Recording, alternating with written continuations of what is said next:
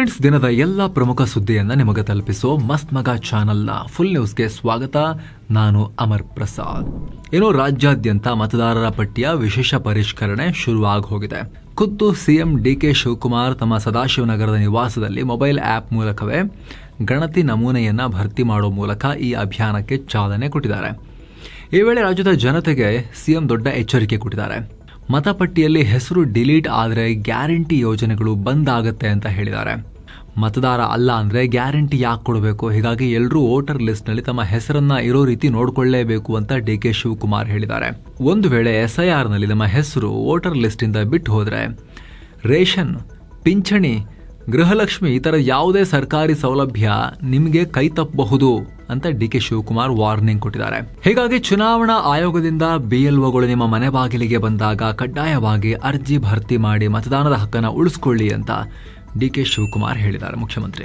ಇನ್ನು SIR ಯಾವ ರೀತಿ ನಡೆಯುತ್ತೆ ಅನ್ನೋದಕ್ಕೆ ಸಂಬಂಧಪಟ್ಟಂತೆ ಈ ವರದಿಯಲ್ಲಿ ಹಾಗೂ ಆನ್ಲೈನ್ನಲ್ಲೇ ಅಪ್ಲೈ ಮಾಡೋದು ಹೇಗೆ ಅನ್ನೋದಕ್ಕೆ ಸಂಬಂಧಪಟ್ಟಂತೆ ಈ ವರದಿಯಲ್ಲಿ ನಾವು ಎರಡು ಪ್ರತ್ಯೇಕ ವರದಿಯಲ್ಲಿ ಡೀಟೇಲ್ ಆಗಿ ಮಾಹಿತಿಯನ್ನು ಕೊಟ್ಟಿದ್ದೀವಿ ಸ್ನೇಹಿತರೆ. ಫುಲ್ ನ್ಯೂಸ್ ಎಂಡಲ್ಲಿ ಎರಡು ರಿಪೋರ್ಟ್ಸ್ನ ನಾವು ಸ್ಕ್ರೀನ್ ಮೇಲೆ ತರ್ತೀವಿ. ನೀವು ಎರಡರಲ್ಲಿ ಯಾವ ವಿಡಿಯೋ ನೋಡಿಲ್ಲ ಅದನ್ನು ನೀವು ನೋಡ್ಬೋದು, ಎರಡನ್ನ ಕೂಡ ನೀವು ನೋಡ್ಬೋದು. ಇನ್ನು ಜುಲೈ 29ನೇ ತಾರೀಕಿನ ತನಕ ತಿಂಗಳಿಡೀ ಇದು ನಡೆಯುತ್ತೆ SIR. ಈ ಪಟ್ಟಿ ಪರಿಷ್ಕರಣೆ ಮೇಲೆ ಹದ್ದಿನ ಕಣ್ಣಿಡೋಕೆ ಬಿಜೆಪಿ ಹಾಗೂ ಕಾಂಗ್ರೆಸ್ ಎರಡೂ ಪಕ್ಷಗಳು ಪ್ರತ್ಯೇಕ ವಾರ್ ರೂಮ್ ಸೆಟಪ್ ಮಾಡಿವೆ. ಚುನಾವಣಾ ಆಯೋಗದ ಅಧಿಕಾರಿಗಳೊಂದಿಗೆ ಫೀಲ್ಡ್ನಲ್ಲಿ ಕೆಲಸ ಮಾಡೋಕೆ ರಾಜ್ಯಾದ್ಯಂತ ಬರೋಬ್ಬರಿ 1.15 ಲಕ್ಷಕ್ಕೂ ಅಧಿಕ ಬೂತ್ ಲೆವೆಲ್ ಏಜೆಂಟ್ಗಳನ್ನು ಪಕ್ಷಗಳು ನಿಯೋಜನೆ ಮಾಡಿವೆ. ಇದರಲ್ಲಿ ಕಾಂಗ್ರೆಸ್ನ 52,000 ಹಾಗೂ ಬಿಜೆಪಿಯ 48,000 ಬೂತ್ ಮಟ್ಟದ ಕಾರ್ಯಕರ್ತರು ಫೀಲ್ಡ್ಗಿಳಿದಿದ್ದಾರೆ. ಇತ್ತ Iran supreme leader Mojtaba Khamenei PM Narendra ಮೋದಿಗೆ ಧನ್ಯವಾದ ಅರ್ಪಿಸಿದ್ದಾರೆ. ಈದ್ ಉಲ್ ಅಧಾ ಹಬ್ಬದ ಶುಭಾಶಯ ನಿಮ್ಮನ್ನು ಕೋರಿದ್ರೆ ಅದಕ್ಕೆ ಧನ್ಯವಾದ ಅಂತ ಹೇಳಿದ್ದಾರೆ. ಈ ವೇಳೆ ಭಾರತ ಮತ್ತು ಇರಾನ್ ನಡುವಿನ ಐತಿಹಾಸಿಕ ಸ್ನೇಹ ಸಂಬಂಧವನ್ನ ಮುಜ್ತಬಾ ನೆನಪು ಮಾಡಿಕೊಂಡಿದ್ದಾರೆ. ಪರಸ್ಪರ ಗೌರವ ಮತ್ತು ಹಿತಾಸಕ್ತಿಯ ಮೇಲೆ ನಮ್ಮ ಎರಡು ರಾಷ್ಟ್ರಗಳ ಬಾಂಧವ್ಯ ಬೆಳೆದಿದೆ ಅಂತ ಹೇಳಿದ್ದಾರೆ. ಇನ್ನು ಮುಂದೆ ಕೂಡ ಈ ಸ್ನೇಹದ ಬಾಂಧವ್ಯ ಮತ್ತಷ್ಟು ಬಲವಾಗಲಿದೆ. ಭಾರತ ಮತ್ತು ಅಲ್ಲಿನ ಜನರ ಸಮೃದ್ಧಿಗಾಗಿ ನಾನು ದೇವರಲ್ಲಿ ಪ್ರಾರ್ಥಿಸ್ತೀನಿ ಅಂತ ಹೇಳಿದ್ದಾರೆ. ಅಗೇನ್ ಈ ಸಲ ಕೂಡ ಮುಜ್ತಬಾ ಖಾಮೆನಾಯಿ ಏನು ಕಾಣಿಸ್ಕೊಂಡಿಲ್ಲ. ಅವರ ಹೆಸರಲ್ಲಿ ಪತ್ರ ಸಂದೇಶವನ್ನ ಕಳಿಸಲಾಗಿದೆ. ಸದ್ಯ ಆಯತುಲ್ಲಾ ಅಲಿ ಖಾಮೆನಾಯಿರ ಅಂತ್ಯಕ್ರಿಯೆಗೆ ಭಾರತ ತನ್ನ ಪ್ರತಿನಿಧಿಗಳನ್ನ ಕಳಿಸ್ತಾ ಇರೋ ಹೊತ್ತಲ್ಲಿ ಮುಜ್ತಬಾ ಈ ಸಂದೇಶವನ್ನ ಕಳಿಸಿದ್ದಾರೆ. ಇನ್ನು ಈ ಬಾರಿಯ ಮುಂಗಾರು ಮಳೆ ಭಾರತದಲ್ಲಿ ದೊಡ್ಡ ಆತಂಕ ಸೃಷ್ಟಿ ಮಾಡಿದೆ. ಕಳೆದ 123 ವರ್ಷಗಳಲ್ಲೇ ಈ ಬಾರಿಯ ಜೂನ್ ತಿಂಗಳ ಮಳೆ ತೀರಾ ಕಮ್ಮಿಯಾಗಿದೆ. 1901ರ ನಂತರ ಅತಿ ಕಡಿಮೆ ಮಳೆ ಕಂಡ ಜೂನ್ ತಿಂಗಳು ಇದಾಗಿದೆ. ಈ ಬಾರಿ ದೇಶದಲ್ಲಿ ವಾಡಿಕೆಗಿಂತ ಬರೋಬ್ಬರಿ 39.8% ಮಳೆ ಕಮ್ಮಿ ಆಗಿದೆ. ಈ ಅವಧಿಯಲ್ಲಿ 165.3 ಮಿಲಿಮೀಟರ್ ಮಳೆ ದೇಶದಾದ್ಯಂತ ಆಗಬೇಕಾಗಿತ್ತು, ಆದರೆ ಬರೀ 99.5 ಮಿಲಿಮೀಟರ್ ಮಾತ್ರ ಮಳೆಯಾಗಿದೆ. ಕೇರಳಕ್ಕೆ ಮುಂಗಾರು 3 ದಿನ ಲೇಟ್ ಆಗಿ ಪ್ರವೇಶ ಮಾಡಿದ್ದೇ ಈ ಮಳೆ ಕೊರತೆಗೆ ಪ್ರಮುಖ ಕಾರಣ ಅಂತ ಹೇಳಲಾಗ್ತಿದೆ. ಹಾಗೆ ಪಶ್ಚಿಮ ಭಾಗದ ಕೃಷಿ ಪ್ರದೇಶಗಳಲ್ಲೂ ಕೂಡ ಸುಮಾರು 2 ವಾರಗಳ ಕಾಲ ಮುಂಗಾರು ಮಳೆ ಕಣ್ಮರೆ ಆಗ್ಬಿಟ್ಟಿತ್ತು. ಹೀಗಾಗಿ ಮುಂಗಾರು ಬೆಳೆಗಳ ಬಿತ್ತನೆ ಕಾರ್ಯಕ್ಕೆ ದೊಡ್ಡ ಪೆಟ್ಟು ಬಿದ್ದಿದೆ. ಈಗ ಜುಲೈನಲ್ಲಾದ್ರೂ ಕೂಡ ಮಳೆಯಾಗುತ್ತಾ ಅಂತ ಹೇಳಿ ರೈತರು ಆಕಾಶ ನೋಡ್ತಾ ಇದ್ದಾರೆ. ಸಂಪುಟ ಪುನರಚನೆಗೆ ಸಜ್ಜಾಗ್ತಿರೋ PM ಮೋದಿ ಈಗ ದೊಡ್ಡ ಮೀಟಿಂಗ್ ಮಾಡಿದ್ದಾರೆ. ಆಡಳಿತದಲ್ಲಿ ಮೇಜರ್ ಬದಲಾವಣೆ ತರುವ ನಿಟ್ಟಿನಲ್ಲಿ ಈಗ ಸರ್ಕಾರದಲ್ಲಿ ಸಚಿವರುಗಳಷ್ಟೇ ಪ್ರಮುಖ ಪಾತ್ರ ನಿಭಾಯಿಸೋ ಇಲಾಖೆಗಳ ಸೆಕ್ರೆಟರಿಗಳೊಂದಿಗೆ ಮುಖ್ಯವಾಗಿರೋ ಮೀಟಿಂಗ್ ನಡೆಸಿದ್ದಾರೆ. ಮುಖ್ಯವಾಗಿ ಈಸ್ ಆಫ್ ಲಿವಿಂಗ್ ಹಾಗೂ ಈಸ್ ಆಫ್ ಡೂಯಿಂಗ್ ಬಿಸ್ನೆಸ್ ಸುಧಾರಣೆ ಬಗ್ಗೆ ಚರ್ಚೆಯಾಗಿದೆ. ಹಾಗೆ ಡಿಜಿಟಲ್ ಆಡಳಿತಾತ್ಮಕ ದಕ್ಷತೆ ಮತ್ತು 2047ರ ವೇಳೆಗೆ ಭಾರತವನ್ನು ಅಭಿವೃದ್ಧಿ ಹೊಂದಿದ ರಾಷ್ಟ್ರವನ್ನಾಗಿ ಮಾಡೋ ಗುರಿಯೊಂದಿಗೆ ನೆಕ್ಸ್ಟ್ ಜೆನ್ ರಿಫಾರ್ಮ್ಸ್ ತರೋ ಬಗ್ಗೆ ಅಧಿಕಾರಿಗಳಿಗೆ PM ಮೋದಿ ಸೂಚನೆ ಕೊಟ್ಟಿದ್ದಾರೆ. ಕ್ಯಾಬಿನೆಟ್ ಸೆಕ್ರೆಟರಿ TV ಸೋಮನಾಥನ್, ಪ್ರಧಾನಿಯವರ ಪ್ರಧಾನ ಕಾರ್ಯದರ್ಶಿ PK ಮಿಶ್ರಾ ಸೇರಿದ ಹಾಗೆ ಎಲ್ಲ ಪ್ರಮುಖ ಇಲಾಖೆಗಳ ಹಿರಿಯ ಅಧಿಕಾರಿಗಳು ಈ ಸಭೆಯಲ್ಲಿ ಪಾಲ್ಗೊಂಡಿದ್ದರು. ಈ ವೇಳೆ ಹಲವು ಕಾರ್ಯದರ್ಶಿಗಳು ತಮ್ಮ ಇಲಾಖೆಗಳ ಕಾರ್ಯನಿರ್ವಹಣೆ ಮತ್ತು ಯೋಜನೆಯ ಪ್ರಗತಿ ಬಗ್ಗೆ PMಗೆ ರಿಪೋರ್ಟ್ ಒಪ್ಪಿಸಿದ್ದಾರೆ. ಇನ್ನು ಸ್ನೇಹಿತರೆ, ಪುರಿ ಜಗನ್ನಾಥ, ಬಿರಾಜದೇವಿ ಶಕ್ತಿಪೀಠ, ತಾರತಾರಿಣಿ ಶಕ್ತಿಪೀಠ, ಉದಯಗಿರಿ, ಸ್ಕಂದಗಿರಿ ಇಲ್ಲೆಲ್ಲ ಅದ್ಭುತವಾಗಿರೋ ಒಂದು ಟ್ರಿಪ್ ಇದೆ ನೋಡಿ. ಇಲ್ಲಿ ಎಲ್ಲವನ್ನ ಒಳಗೊಂಡಿರೋ ಪ್ಯಾಕೇಜ್ ಇದು. ಎಕ್ಸ್ಟ್ರಾ ನಿಮಗೆ ಏನು ಖರ್ಚಾಗಲ್ಲ. ಕನ್ನಡ ಟೂರ್ ಮ್ಯಾನೇಜರ್ ನಿಮ್ಮನ್ನ ಕರ್ಕೊಂಡೋಗಿ ವಾಪಸ್ ಕರ್ಕೊಂಡ್ಬಂದು ಸೇಫಾಗಿ ತಲುಪಿಸ್ತಾರೆ. ಹಿರಿಯ ನಾಗರಿಕರಿದ್ರೆ ಅವರಿಗೆ ಸ್ಪೆಷಲ್ ಕೇರ್ ಕೂಡ ಇರುತ್ತೆ. ಆಸಕ್ತರು ಕಾಲ್ ಮಾಡಿ ಬುಕ್ ಮಾಡಿಕೊಂಡು ಟ್ರಿಪ್ ಹೋಗಿ ಬರ್ಬೋದು. ಭಾರತದ ನೌಕಾಪಡೆಗೆ ಮತ್ತಷ್ಟು ಶಕ್ತಿ ಬರ್ತಾ ಇದೆ. ಭಾರತ ಜರ್ಮನಿ ನಡುವಿನ ಐತಿಹಾಸಿಕ ಸಬ್ಮರೀನ್ ಡೀಲ್ ಅಂತಿಮ ಹಂತಕ್ಕೆ ಬಂದಿದೆ. ಪ್ರಾಜೆಕ್ಟ್ 75I ಅಡಿಯಲ್ಲಿ 6 ಅತ್ಯಾಧುನಿಕ ಸಬ್ಮರೀನ್ಗಳನ್ನು ಖರೀದಿಸೋಕೆ ಭಾರತ ಸಜ್ಜಾಗಿದೆ. 90,000 ಕೋಟಿ ರೂಪಾಯಿ ಮೌಲ್ಯದ ದೊಡ್ಡ ರಕ್ಷಣಾ ಒಪ್ಪಂದ. ಎಲ್ಲ ಅಂದುಕೊಂಡಂತಾದರೆ ಇದೇ ಸೆಪ್ಟೆಂಬರ್ ವೇಳೆಗೆ ಈ ಡೀಲ್ ಫೈನಲ್ ಆಗುತ್ತೆ. ಸದ್ಯ ಜರ್ಮನಿಯಿಂದ ಭಾರತಕ್ಕೆ ಟೆಕ್ನಾಲಜಿ ಟ್ರಾನ್ಸ್ಫರ್ ಬಗ್ಗೆ ವಿಶೇಷ ತಾಂತ್ರಿಕ ತಂಡ ಪರಿಶೀಲಿಸ್ತಾ ಇದೆ. ಈ ರಿವ್ಯೂ ಮುಗಿದ ಕೂಡಲೇ PM ಮೋದಿ ನೇತೃತ್ವದ ಭದ್ರತಾ ಕ್ಯಾಬಿನೆಟ್ ಸಮಿತಿಗೆ ಪ್ರಪೋಸಲ್ ಹೋಗುತ್ತೆ. ರಕ್ಷಣಾ ಇಲಾಖೆ ಈಗ ಆಲ್ರೆಡಿ ಈ ಮಹತ್ವದ ಪ್ರಸ್ತಾವನೆಗೆ ಗ್ರೀನ್ ಸಿಗ್ನಲ್ ಕೊಟ್ಟಿದೆ. ಸರ್ಕಾರದ ಅಂತಿಮ ಒಪ್ಪಿಗೆ ಸಿಕ್ಕ 1-2 ತಿಂಗಳಲ್ಲೇ ಡೀಲ್ಗೆ ಅಧಿಕೃತವಾಗಿ ಸೈನ್ ಕೂಡ ಬೀಳುತ್ತೆ. ಪೆಟ್ರೋಲ್ಗೆ 20% ಎಥೆನಾಲ್ ಮಿಕ್ಸ್ ಮಾಡ್ತಿರೋದು ಸದ್ಯಕ್ಕೆ ಒಂದು ಪ್ರಯೋಗ ಅಷ್ಟೇ ಅಂತ ಕೇಂದ್ರ ಸರ್ಕಾರ ಸುಪ್ರೀಂ ಕೋರ್ಟ್ಗೆ ಹೇಳಿದೆ. ಈ ಎಥೆನಾಲ್ ಬ್ಲೆಂಡಿಂಗ್ ನೀತಿಯ ರಿಸಲ್ಟ್ ಮುಂದಿನ ವರ್ಷ ಗೊತ್ತಾಗುತ್ತೆ ಅಂತ ಸರ್ಕಾರ ಹೇಳಿದೆ.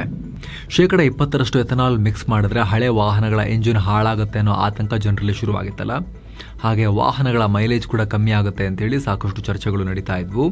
ಆದರೆ ಈ ವಾದವನ್ನು ಕೇಂದ್ರ ಸರ್ಕಾರ ತಳ್ಳಿ ಹಾಕಿದೆ. ಎಂಜಿನ್ ಹಾಳಾಗಲ್ಲ, ಅದಕ್ಕೆ ಯಾವುದೇ ಸಾಕ್ಷ್ಯ ಇಲ್ಲ.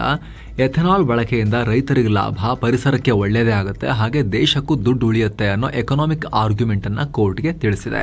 ಇತ್ತ ರಕ್ಷಣಾ ಇಲಾಖೆ DRDOಗೆ ಹೊಸ ನಿಯಮವೊಂದನ್ನು ಜಾರಿ ಮಾಡಿದೆ. ರಾಜನಾಥ್ ಸಿಂಗ್ ಅವರು ರಿಲೀಸ್ ಮಾಡಿದ್ದಾರೆ. Delegation of financial powers to DRDO DFP 2026 ಅಂತ. ಡಿಫೆನ್ಸ್ ಸೆಕ್ಟರ್ನ ರಿಸರ್ಚ್ ಮತ್ತು ಡೆವಲಪ್ಮೆಂಟ್ ಪ್ರಾಜೆಕ್ಟ್ಗಳು ಫಾಸ್ಟ್ ಆಗಿ ಟ್ರಾನ್ಸ್ಪರೆಂಟ್ ಆಗಿ ಮಾಡೋಕ್ಕೆ ಇದು ಮಾಡಿರೋದು.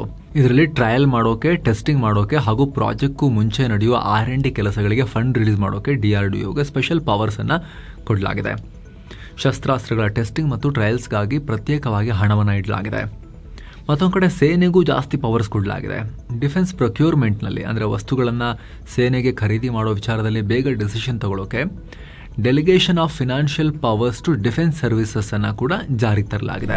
ಮಂಗಳೂರು ಕರಾವಳಿಯಲ್ಲಿ ಮುಳುಗ್ತಾ ಇದ್ದ ಮೀನುಗಾರಿಕಾ ದೋಣಿಯನ್ನ ಭಾರತೀಯ ಕೋಸ್ಟ್ ಗಾರ್ಡ್ ಸಿಬ್ಬಂದಿ ರಕ್ಷಿಸಿದ್ದಾರೆ. ಸುರತ್ಕಲ್ನಿಂದ 33 ನಾಟಿಕಲ್ ಮೈಲು ದೂರದಲ್ಲಿ ಮಂಜು ಮಾತಾ ದೋಣಿ ಅಪಾಯದಲ್ಲಿತ್ತು. ಭಾರೀ ಅಲೆಗಳಿಂದ ದೋಣಿಯ ತಳಭಾಗಕ್ಕೆ ಹಾನಿಯಾಗಿ ನೀರು ನುಗ್ತಾ ಇತ್ತು. ಸೋಮವಾರ ಸಂಜೆ 4 ಗಂಟೆಗೆ ಮೀನುಗಾರರು ನೀಡಿದ ಕರೆಗೆ ಕೋಸ್ಟ್ ಗಾರ್ಡ್ ತಕ್ಷಣ ಸ್ಪಂದಿಸಿದೆ. ಭಾರೀ ಗಾಳಿ ನಡುವೆನೂ ಕಾರ್ಯಾಚರಣೆ ನಡೆಸಲಾಗಿದೆ. ಕೋಸ್ಟ್ ಗಾರ್ಡ್ನ ICGS ಸಚೇತ್ ಹಡಗು 90 ನಿಮಿಷಗಳಲ್ಲಿ ಸ್ಥಳಕ್ಕೆ ತಲುಪಿತು. ರಿಮೋಟ್ ಆಪರೇಟೆಡ್ ಲೈಫ್ ಬಾಯ್ಸ್ ಬಳಸಿ ದೋಣಿಯಲ್ಲಿದ್ದ 6 ಮೀನುಗಾರರನ್ನ ಸೇಫ್ ಆಗಿ ಕಾಪಾಡಲಾಗಿದೆ. ಬೆಂಗಳೂರಲ್ಲಿ ಫುಟ್ಪಾತ್ ಒತ್ತುವರಿ ತೆರವಿಗೆ ಮಂಗಳವಾರ ಡೆಡ್ಲೈನ್ ಕೊಡಲಾಗಿದೆ. ಜುಲೈ 1ರಿಂದ ಬೃಹತ್ ತೆರವು ಕಾರ್ಯಾಚರಣೆ ಶುರುವಾಗುತ್ತೆ. ಗ್ರೇಟರ್ ಬೆಂಗಳೂರು ಅಥಾರಿಟಿ ಮತ್ತು 5 ನಗರ ಪಾಲಿಕೆಗಳ ವ್ಯಾಪ್ತಿಯಲ್ಲಿ ಕಾರ್ಯಾಚರಣೆ ನಡೆಯುತ್ತೆ. ಈ ಬಗ್ಗೆ ಸಚಿವ ಕೃಷ್ಣ ಬೈರೇಗೌಡ 2 ಸುತ್ತಿನ ಮೀಟಿಂಗ್ ನಡೆಸಿದ್ದಾರೆ. ಯಾವುದೇ ಕಾರಣಕ್ಕೂ ಕಾರ್ಯಾಚರಣೆ ನಿಲ್ಲಿಸಂಗಿಲ್ಲ ಅಂತ ಅಧಿಕಾರಿಗಳಿಗೆ ಸೂಚನೆ ಕೂಡ ಕೊಟ್ಟಿದ್ದಾರೆ. ಈ ಮೂಲಕ ಲೈಸೆನ್ಸ್ ಇರೋ ವ್ಯಾಪಾರಿಗಳನ್ನ ಬಿಟ್ಟು ಉಳಿದ ಎಲ್ಲ ಅತಿಕ್ರಮಣಗಳನ್ನ ಕಟ್ಟುನಿಟ್ಟಾಗಿ ತೆರವು ಮಾಡಲಾಗುತ್ತೆ ಅಂತ ಹೇಳಿದ್ದಾರೆ. ಅಮೃತಹಳ್ಳಿ PSI ಪ್ರವೀಣ್ ವಿಕೃತಕಾಮಿ ವರ್ತನೆ ಬಗ್ಗೆ ಗೃಹ ಮಂತ್ರಿ ಪ್ರಿಯಾಂಕ್ ಖರ್ಗೆ ರಿಯಾಕ್ಟ್ ಮಾಡಿದ್ದಾರೆ. ಆತನನ್ನ ಆಲ್ರೆಡಿ ಸಸ್ಪೆಂಡ್ ಮಾಡಿದೀವಿ. ವರ್ಷದ ಹಿಂದೆ ಈ ಘಟನೆ ಆಗಿದೆ. ಇಂಥವರು ಪೊಲೀಸ್ ಡಿಪಾರ್ಟ್ಮೆಂಟ್ಗೆ ಬರ್ತಾರಲ್ಲ ಅಂತ ನಮಗೆ ನಾಚಿಕೆ ಆಗುತ್ತೆ ಅಂತ ಪ್ರಿಯಾಂಕ್ ಖರ್ಗೆ ಹೇಳಿದ್ದಾರೆ. ಕೊಲೆ ಕೇಸ್ ಒಂದರಲ್ಲಿ PSI ಪ್ರವೀಣ್ ಅಪ್ರಾಪ್ತ ಬಾಲಕರನ್ನ ಸ್ಟೇಷನ್ಗೆ ಕರ್ಕೊಂಡ್ಬರೋ ಬದಲು ಪ್ರೈವೇಟ್ ಲಾಡ್ಜ್ಗೆ ಕರ್ಕೊಂಡು ಹೋಗಿ ಅಲ್ಲಿ ಬಾಲಕರಿಗೆ ಬೆಲ್ಟಿಂದೆಲ್ಲ ಹೊಡೆದು ವಿಕೃತ ಲೈಂಗಿಕ ಕ್ರಿಯೆಗೆ ಅವ್ರನ್ನ ಫೋರ್ಸ್ ಮಾಡಿ ಆಮೇಲೆ ಅದನ್ನು ಫೋನ್ನಲ್ಲಿ ರೆಕಾರ್ಡ್ ಕೂಡ ಮಾಡಿಕೊಂಡಿದ್ದ ಆರೋಪ. ಈ ವಿಡಿಯೋ ವೈರಲ್ ಆಗ್ತಿದ್ದ ಹಾಗೆ ಅಮೃತಹಳ್ಳಿ ಪೊಲೀಸರು ಪೋಕ್ಸೋ ಕೇಸ್ ಹಾಕೊಂಡಿದ್ದಾರೆ. ಆಮೇಲೆ ಈ ಕೇಸ್ ಕೊತ್ತನೂರು ಠಾಣೆಗೆ ಶಿಫ್ಟ್ ಆಗಿದ್ದು ಆರೋಪಿ ಪ್ರವೀಣನ್ನ ಅರೆಸ್ಟ್ ಕೂಡ ಮಾಡಲಾಗಿದೆ. ಹಾಗೆ ಈ ಕೃತ್ಯಕ್ಕೆ ಬೆಂಬಲ ಕೊಟ್ಟಿದ್ದ ಕಾನ್ಸ್ಟೇಬಲ್ ರಾಘವೇಂದ್ರನನ್ನ ಕೂಡ ಸಸ್ಪೆಂಡ್ ಮಾಡಿ ಪೊಲೀಸರು ತನಿಖೆ ಮುಂದುವರಿಸಿದ್ದಾರೆ. ಭಾರತದಲ್ಲಿ ಎಮರ್ಜೆನ್ಸಿ ಟೈಮ್ಗೆ ಅಂತ ಸ್ಟೋರ್ ಮಾಡೋ ಆಯಿಲ್ ಕೆಪಾಸಿಟಿಯನ್ನ ಜಾಸ್ತಿ ಮಾಡೋಕೆ ಸರ್ಕಾರ ದೊಡ್ಡ ಪ್ಲಾನ್ ಮಾಡ್ತಿದೆ. ಆಯಿಲ್ ಸಪ್ಲೈ ಕಟ್ ಆದ್ರೆ ಮ್ಯಾನೇಜ್ ಮಾಡೋಕೆ ಅಂತ ಈಗ ಹೊಸ 40 ದಿನಗಳ ಆಯಿಲ್ ಬಫರ್ ಪ್ಲಾನ್ ಅನ್ನ ರೆಡಿ ಮಾಡಲಾಗಿದೆ. ಇದಕ್ಕಾಗಿ ಇನ್ನು 5 ಕಡೆ, ಕರ್ನಾಟಕದಲ್ಲಿ 2 ಮತ್ತು ಬೇರೆ ರಾಜ್ಯಗಳಲ್ಲಿ 3, ಒಟ್ಟು 5 ಕಡೆ ಹೊಸದಾಗಿ SPRಗಳನ್ನು, ಸ್ಟ್ರಾಟಜಿಕ್ ಪೆಟ್ರೋಲಿಯಂ ರಿಸರ್ವ್ಗಳನ್ನು ಸ್ಥಾಪನೆ ಮಾಡಲಾಗುತ್ತೆ. ಒಡಿಶಾದ ಚಂಡಿಖೋಲ್, ಮಧ್ಯಪ್ರದೇಶದ ಬಿನಾ, ರಾಜಸ್ಥಾನದ ಬಿಕಾನೇರ್ ಹಾಗೆ ಕರ್ನಾಟಕದ ಮಂಗಳೂರು ಮತ್ತು ಪಾದೂರು ಸೇರಿ ಒಟ್ಟು 5 ಕಡೆ ಇವು ಸ್ಥಾಪನೆ ಆಗ್ತವೆ. ಸದ್ಯಕ್ಕೆ ನಮ್ಮ ಹತ್ರ ಕೇವಲ 9.5 ದಿನಕ್ಕಾಗುವಷ್ಟು ಮಾತ್ರ ಈ SPR ಇದೆ, ಸ್ಟ್ರಾಟಜಿಕ್ ಪೆಟ್ರೋಲಿಯಂ ರಿಸರ್ವ್ಸ್ ಇದೆ. ಆದರೆ ಹೊಸ ಪ್ರಾಜೆಕ್ಟ್ಗಳು ಕಂಪ್ಲೀಟ್ ಆದಾಗ ಬರೋಬ್ಬರಿ 40 ದಿನಕ್ಕಾಗುವಷ್ಟು ಆಯಿಲ್ ಅನ್ನ ರಿಸರ್ವ್ಸ್ ಅಲ್ಲೇ ಸ್ಟೋರ್ ಮಾಡಿಡಬಹುದು. ಮಂಗಳೂರು ಮತ್ತು ಪಾದೂರಲ್ಲಿ ಆಲ್ರೆಡಿ ಇದೆ, ಅದನ್ನ ಇನ್ನು ಸ್ವಲ್ಪ ದೊಡ್ಡ ಮಾಡಿ ಜಾಸ್ತಿ ಕೆಪಾಸಿಟಿಯನ್ನು ಆಡ್ ಮಾಡ್ತಿದ್ದಾರೆ. ಮತ್ತೆ ವಾರ್ ಟೈಮ್ನಲ್ಲಿ 2 ತಿಂಗಳು 3 ತಿಂಗಳಿಗಾಗಷ್ಟಿದೆ ಅಂತ ಹೇಳ್ತಿದ್ರಲ್ಲ, ಅದೇನು ಕೇಳ್ಬೋದು ನೀವು ಸ್ನೇಹಿತರೆ. ಇದು ಅಂಡರ್ ಗ್ರೌಂಡ್ನಲ್ಲಿ ಸ್ಟೋರ್ ಮಾಡಿರೋ ಪೆಟ್ರೋಲಿಯಂ ರಿಸರ್ವ್. ಇದು 9.5 ದಿನಕ್ಕಾಗಷ್ಟು ಇದ್ದಿದ್ದು. ಅದು ಬಿಟ್ಟು ಇನ್ನು ರಿಫೈನರಿಗಳಲ್ಲಿ, ಪೆಟ್ರೋಲ್ ಬಂಕ್ಗಳಲ್ಲಿ ಮತ್ತು ಆಲ್ರೆಡಿ ಆರ್ಡರ್ ಮಾಡಿರೋದು ಹಡಗುಗಳಲ್ಲಿ ಲೋಡ್ ಆಗಿರೋದು ಅದೆಲ್ಲ ಸೇರಿಬಿಟ್ಟು, ಅಂದರೆ ನಮ್ಮ ಕಂಟ್ರೋಲ್ ವ್ಯಾಪ್ತಿಯಲ್ಲಿರೋ ಎಲ್ಲ ತೈಲವನ್ನು ಸೇರಿಸ್ಬಿಟ್ಟು ಸರ್ಕಾರ ಹೇಳ್ತಾ ಇದ್ದಿದ್ದು 60 ದಿನ 70 ದಿನಕ್ಕಾಗುವಷ್ಟು ಇದೆ ಅಂತ ಹೇಳಿ ವಾರ್ ಟೈಮ್ನಲ್ಲಿ. ಇದು ಪ್ಯೂರ್ಲಿ ಅಂಡರ್ ಗ್ರೌಂಡ್ನಲ್ಲಿ ಸಪ್ರೇಟಾಗಿ ಆಲ್ರೆಡಿ ತಂದು ಸ್ಟೋರ್ ಮಾಡಿ ಲಾಕ್ ಮಾಡಿ ಇಟ್ಟಿರೋ ನಿಧಿ ಇದು ಪೆಟ್ರೋಲ್ದು. SPR ಅಂದರೆ. ಇನ್ನು ಮಹಾರಾಷ್ಟ್ರ ರಾಜಕಾರಣದಲ್ಲಿ ಉದ್ಧವ್ ಠಾಕ್ರೆ ಬಣಕ್ಕೆ ಮತ್ತೊಂದು ಶಾಕ್. ಉದ್ಧವ್ ಪುತ್ರ ಆದಿತ್ಯ ಠಾಕ್ರೆ ಅವರ ಬಲಗೈ ಬಂಟ ಥರ ಇದ್ದ ಸಚಿನ್ ಅಹಿರ್ ಅವರು ಕೂಡ ಕೈಕೊಟ್ಟು ಶಿವಸೇನೆ ಏಕನಾಥ್ ಶಿಂದೆ ನೇತೃತ್ವದ ಗುಂಪಿಗೆ ಸೇರ್ಪಡೆಯಾಗಿದ್ದಾರೆ. ಮತ್ತೊಂದು ಕಡೆ ಉದ್ಧವ್ ಠಾಕ್ರೆ ವಿಚಿತ್ರ ಹೇಳಿಕೆಯನ್ನು ಕೊಟ್ಟಿದ್ದಾರೆ.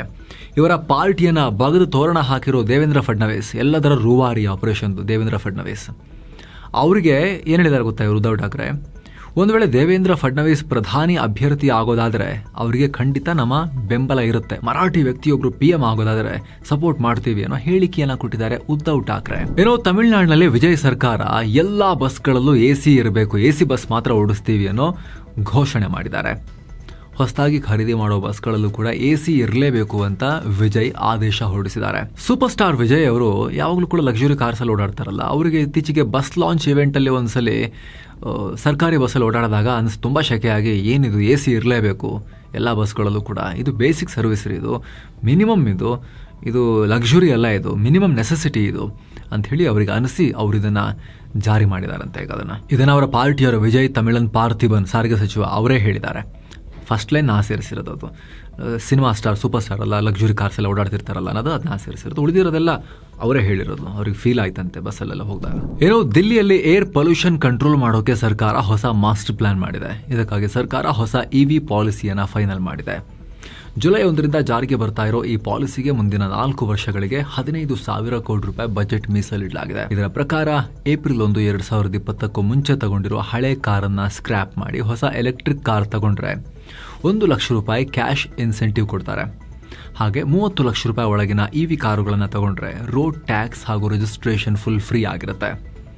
ಏನೋ ಎಲೆಕ್ಟ್ರಿಕ್ ಸ್ಕೂಟರ್ ಹಾಗೂ ಬೈಕ್ ತಗೊಳ್ಳೋರಿಗೆ ಮೊದಲ ವರ್ಷ 30,000 ರೂಪಾಯಿ ಕ್ಯಾಶ್ ಇನ್ಸೆಂಟಿವ್ ಸಿಗುತ್ತೆ. ಆದರೆ ಏಪ್ರಿಲ್ 1, 2028ರ ನಂತರ ದಿಲ್ಲಿಯಲ್ಲಿ ಕೇವಲ ಎಲೆಕ್ಟ್ರಿಕ್ 2 ವೀಲರ್ಗಳನ್ನು ಮಾತ್ರ ರಿಜಿಸ್ಟರ್ ಮಾಡಲಾಗುತ್ತೆ.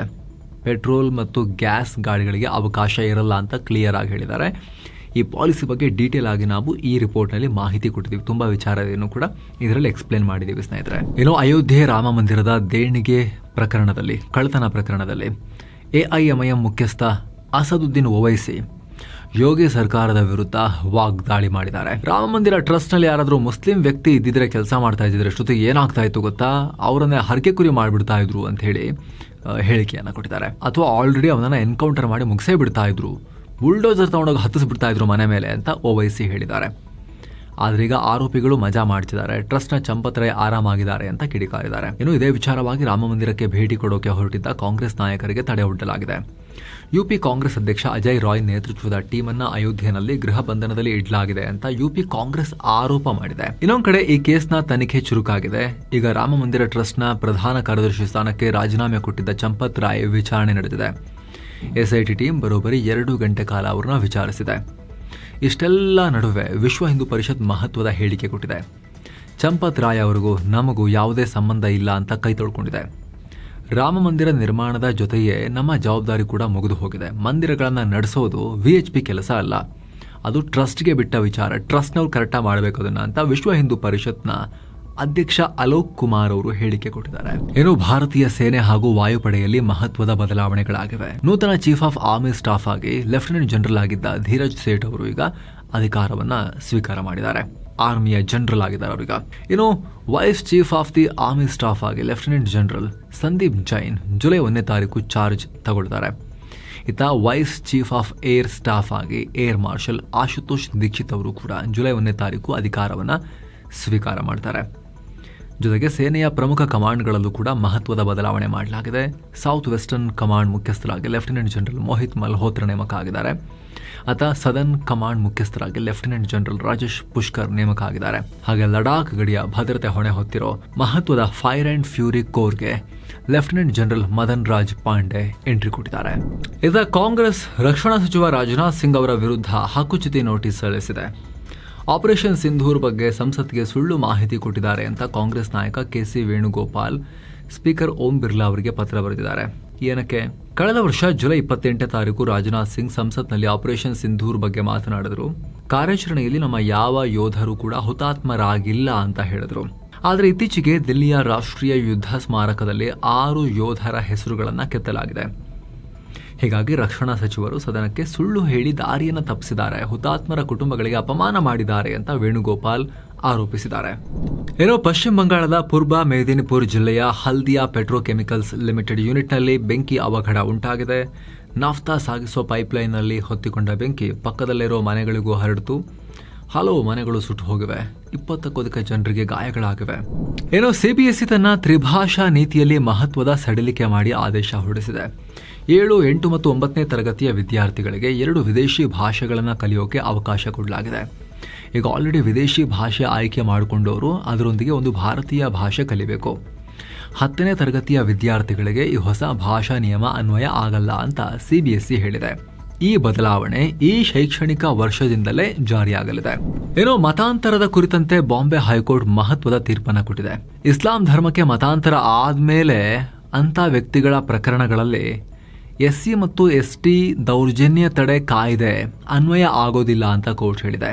ಮೂಲತಃ SC ಸಮುದಾಯಕ್ಕೆ ಸೇರಿದ್ದ ಮಹಿಳೆಯೊಬ್ಬರು 2011ರಲ್ಲಿ ಮುಸ್ಲಿಂ ಯುವಕನನ್ನ ಮದುವೆಯಾಗಿ ಮುಸ್ಲಿಂ ಆಗಿ ಕನ್ವರ್ಟ್ ಆಗಿದ್ರು. ಬಳಿಕ 2015ರಲ್ಲಿ ಆಸ್ತಿ ಮತ್ತು ಕೌಟುಂಬಿಕ ಗಲಾಟೆ ಎಲ್ಲ ಮಾಡಿಕೊಂಡು ತನ್ನ ಗಂಡನ ತಂಗಿ ಹಾಗೂ ಭಾವನ ವಿರುದ್ಧ ಜಾತಿ ನಿಂದನೆ ಮಾಡಿದ್ದಾರೆ ಅಂತ ಹೇಳಿ SC ST ದೌರ್ಜನ್ಯ ತಡೆ ಕಾಯ್ದೆಯಡಿಯಲ್ಲಿ ಪ್ರಕರಣ ದಾಖಲು ಮಾಡಿದ್ರು. ಆದರೆ ವಿಚಾರಣೆ ವೇಳೆ ಕೋರ್ಟ್ ಈ ರೀತಿ ಹೇಳಿದೆ, ನೀವು ಕನ್ವರ್ಟ್ ಆಗಿ ಬಹಳ ಟೈಮ್ ಆಗಿದೆ, ನೀವೀಗ ಮುಸ್ಲಿಂ, ನಿಮಗೆ SC ST ದೌರ್ಜನ್ಯ ತಡೆ ಕಾಯ್ದೆ ಅಡಿಯಲ್ಲಿ ಫೈಟ್ ಮಾಡಕ್ ಬರಲ್ಲ, ನೀವು ಬೇರೆ ಇತರ ಎಲ್ಲ ನಾಗರಿಕರ ರೀತಿಯಲ್ಲಿ ಕೇಸ್ನ ಫೈಟ್ ಮಾಡಬೇಕು ಅಂತ ಕೋರ್ಟ್ ಹೇಳಿದೆ.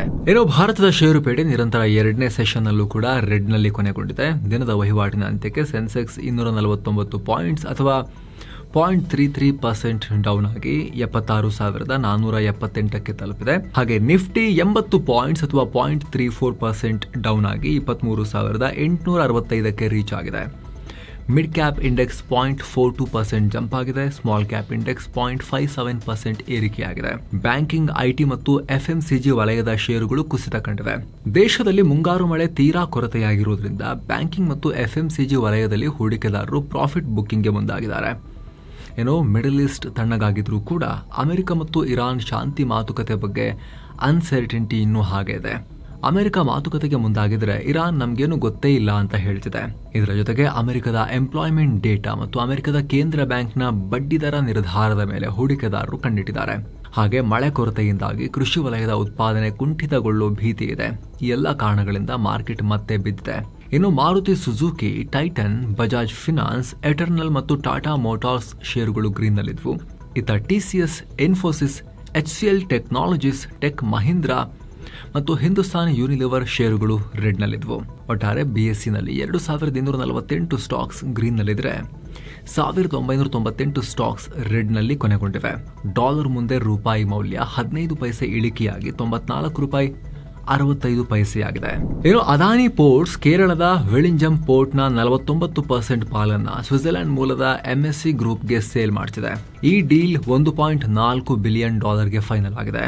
ಇದು ನಮ್ಮ ದೇಶದ ಪೋರ್ಟ್ ಇನ್ಫ್ರಾಸ್ಟ್ರಕ್ಚರ್ ಹಿಸ್ಟ್ರಿಯಲ್ಲೇ ಅತಿ ದೊಡ್ಡ ಫಾರಿನ್ ಇನ್ವೆಸ್ಟ್ಮೆಂಟ್ ಆಗಿದೆ, ಫಾರಿನ್ ಪ್ರೈವೇಟ್ ಇನ್ವೆಸ್ಟ್ಮೆಂಟ್ ಆಗಿದೆ. ಈ ಇನ್ವೆಸ್ಟ್ಮೆಂಟ್ ಮಾಡ್ತಿರೋ MSC ಪ್ರಪಂಚದ ಅತಿ ದೊಡ್ಡ ಕಂಟೈನರ್ ಶಿಪ್ಪಿಂಗ್ ಕಂಪನಿ. ಇವರ ಯೂನಿಟ್ ಆಗಿರೋ ಟರ್ಮಿನಲ್ ಇನ್ವೆಸ್ಟ್ಮೆಂಟ್ TIL ಮೂಲಕ ಈ ಬಂಡವಾಳ ಬರ್ತಾ ಇದೆ. ಈ ಪಾರ್ಟ್ನರ್ಶಿಪ್ ನಿಂದ ವಿಳಿಂಜಂ ಪೋರ್ಟ್ ನಲ್ಲಿ ಕಾರ್ಗೋ ವಾಲ್ಯೂಮ್ ಜಾಸ್ತಿ ಆಗುತ್ತೆ. ಹಾಗೆ ಪೋರ್ಟ್ ಡೆವಲಪ್ಮೆಂಟ್ ಕೂಡ ಫಾಸ್ಟ್ ಆಗುತ್ತೆ ಅಂತ ಅದಾನಿ ಗ್ರೂಪ್ ಹೇಳಿದೆ. ಸದ್ಯಕ್ಕೆ ಇನ್ನೂ ಕೂಡ ಈ ಡೀಲ್ಗೆ ರೆಗ್ಯುಲೇಟರಿ ಅಪ್ರೂವಲ್ ಸಿಗಬೇಕು. ಇದೆಲ್ಲ ಆಯ್ತು ಅಂತ ಹೇಳಿದ್ರೆ ಪೋರ್ಟ್ನ ಒಟ್ಟು ವ್ಯಾಲ್ಯೂಯೇಷನ್ $2.85 ಬಿಲಿಯನ್ ಆಗುತ್ತೆ. ಅದಾನಿ ಪೋರ್ಟ್ಸ್ ಬಳಿ ಇನ್ನೂ ಕೂಡ 51% ಪಾಲಿರುತ್ತೆ. ಪೋರ್ಟ್ನ ಕಂಟ್ರೋಲ್ ಮತ್ತು ಬೋರ್ಡ್ ಸೀಟ್ಸ್, ಅದರ ಕಂಟ್ರೋಲ್ ಮೆಜಾರಿಟಿ ಶೇರ್ ಹೋಲ್ಡರ್ಸ್ ಆಗಿರೋದ್ರಿಂದ 51% ಇರೋದ್ರಿಂದ ಇವ್ರ ಬಳಿನೇ ಇರುತ್ತೆ. ಭಾರತದ ಪ್ರೈವೇಟ್ ಬ್ಯಾಂಕ್ ಸೆಕ್ಟರ್ನಲ್ಲಿ ಈಗ CFOಗಳ ರಾಜೀನಾಮೆ ಪರ್ವ ಮತ್ತು ಮ್ಯೂಸಿಕಲ್ ಚೇರ್ ಜೋರಾಗಿ ನಡೀತು. ಮೊದಲ ತ್ರೈಮಾಸಿಕದ ರಿಸಲ್ಟ್ಸ್ ಬರೋ ಟೈಮ್ನಲ್ಲೇ ಆಕ್ಸಿಸ್ ಹಾಗೂ ಬಂಧನ್ ಬ್ಯಾಂಕ್ನ CFOಗಳು ತಮ್ಮ ಸ್ಥಾನಕ್ಕೆ ಗುಡ್ ಬೈ ಹೇಳಿದ್ದಾರೆ.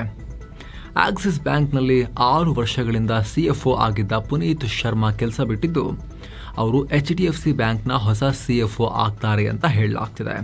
ಆಕ್ಸಿಸ್ ಬ್ಯಾಂಕ್ನಲ್ಲಿ ಖಾಲಿ ಇರೋ ಪುನೀತ್ ಜಾಗಕ್ಕೆ ಈಗ ತಾನೇ ಬಂಧನ್ ಬ್ಯಾಂಕ್ CFO ಕೆಲಸ ಬಿಟ್ಟಿರೋ ರಾಜೀವ್ ಮಂತ್ರಿ ಬರ್ತಾರೆ ಅನ್ನೋ ನ್ಯೂಸ್ ಕೂಡ ಬಂತು. ಬ್ಯಾಂಕ್ಗಳು ಮಾತ್ರವಲ್ಲದೆ ಲೋನ್ ಕಂಪನಿ ಆವಾಸ್ ಫಿನಾನ್ಷಿಯಲ್ಸ್ನ CFO ಘನಶ್ಯಾಮ್ ರಾವತ್ ಕೂಡ ರಿಸೈನ್ ಮಾಡಿದ್ದಾರೆ. ಅವ್ರ ಜಾಗಕ್ಕೆ ಈಗ ಇನ್ನೊಂದು ಘನಶ್ಯಾಮ್ ಬರ್ತಿದ್ದಾರೆ. ಘನಶ್ಯಾಮ್ ರಾವತ್ ಹೋದ್ರು, ಘನಶ್ಯಾಮ್ ಗುಪ್ತಾ ಇಂಟ್ರಿಮ್ CEO ಆಗಿ ಈಗ ಅಪಾಯಿಂಟ್ ಆಗಿದ್ದಾರೆ.